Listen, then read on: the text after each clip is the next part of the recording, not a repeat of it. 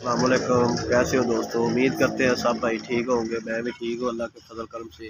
तो दोस्तों मैं आया सी पार्क व्यू वाली साइड ते एक दोस्त मेरा किहड़ा मिला सी, वो स्प्रे वगैरह का उन्होंने काम है तो वो वीडियो उन्होंने बनानी थी। स्प्रे वगैरह तो मैं करा लिया इधर साइड ते एक वीडियो किहड़ा ना एक और खास वीडियो हैगी सी, वो मैं वीडियो बनानी थी। अज उन्होंने मैं मिले हैं तो वीडियो के सारा कुछ अज दसणगे भी की मालूमात हैगी, किस तरह किहड़ा स्प्रे वगैरह करते हैं अंडरग्राउंड।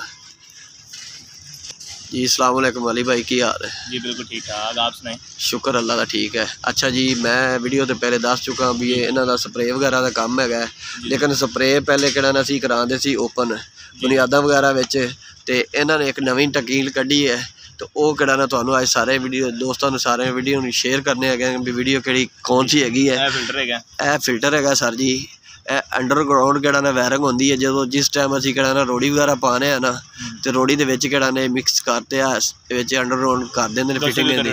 ठीक है, यह जरा मालूमात सारी भाई देंदे ने इहदे बारे। सर जी आने वाले वक्त दे विच ड्रिलिंग नहीं करवानी पैंदी। ठीक हो गया, ठीक हो गया। ड्रिलिंग का मकसद है कि टाइलां टुटदियां ने पहले नंबर ते, टायर टुटन तो बाद दूजे ने थले सीवरेज के पैप होंदे ने उन्होंने डैमेज पहुँचता है। ठीक हो गया, उस बाद थले गैस पैप होंदे ने, गैस लाइन पिछी होंदी है। ठीक हो गया, ज़्यादा मेन जी चीज़ होंदी टाइल होंदी है। ठीक है, उन्होंने बच्चों की खातर असी सिस्टम है जी, अटलांटिस कंपनी है, बहुत मशहूर मरूफ है, चेक कर सकते हो। अटलांटिस हैगी, इन्हां दफ्तर है PIA रोड हाकम चौक। ठीक हो गया, यह तकरीबन 5 मरले की साइड आप लगा रहे हैं 7000 के। ठीक हो गया, 10 मरले जी साइड हैगी वो 10,000 च लगती है। ठीक हो, कनाल की साइड इन्हें मुख्तलिफ रेट है। ठीक हो गया, तो आने वाले वक्त ड्रिलिंग नहीं करवानी पैंदी। दो पॉइंट निकलते हैं, एक लैफ्ट निकलता है एक राइट निकलता है। ठीक हो गया, हर कमरे का अलग पॉइंट होंगे ने, किचन का अलग होंगे, बैडरूम का अलग होंगे, उस बाद ड्राइंग रूम का अलग होंगे।